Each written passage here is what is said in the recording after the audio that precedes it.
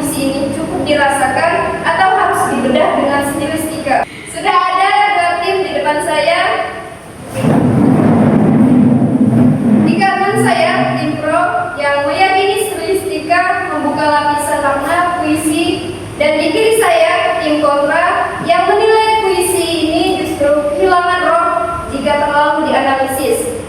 Kita mulai langsung. Tim pro dipersilahkan untuk menyampaikan materinya. Terima kasih, moderator. Saya ingin mengajak kita semua berhenti sejenak dari kebiasaan membaca puisi dengan kalimat "saya merasa puisinya sedih" atau "saya merasa puisinya romantis". Karena pertanyaannya, mengapa perasaan itu muncul? Mari kita masuk ke diskusi ini. Dirahasiakan rintik rindunya kepada pohon berbunga itu. Tanpa stilistika, pembaca akan berkata, ini tentang rindu, ini tentang cinta diam-diam. Tapi itu baru permukaan. Dengan stilistika, kita mulai dari diksi kata dirahasiakan. Pilihan yang sangat tidak netral. Bukan disimpan, bukan ditahan, tetapi dirahasiakan. Artinya, ada kesenjangan, ada kesadaran untuk menyembunyikan perasaan, lalu perasa rintik rindunya. Ini bukan sekedar rindu, ini rindu yang dipecah jadi bunyi kecil, halus, pelan. Secara stilistika, ini adalah metafora sekaligus citra auditif. Dan perhatikan, rindu itu bukan diungkapkan, melainkan jatuh seperti hujan, tanpa suara, tanpa protes. Kemudian, kepada pohon berbunga itu. Pohon berbunga bukan hanya objek alam, ia simbol kehidupan, keindahan, dan harapan. Namun, hujan yang merindu memilih untuk tidak menyentuhnya secara langsung. Inilah kekuatan stilistika. Ia menunjukkan bahwa puisi ini bukan sekedar romantis, tetapi berbicara tentang cinta yang sadar akan batas. Tentang perasaan yang memilih diam agar tidak merusak.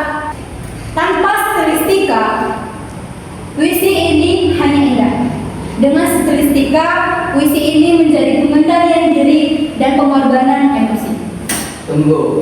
Ini terlalu jauh. Puisi ini justru kuat karena kesederhanaannya, bukan karena dibedah seperti laporan ilmiah.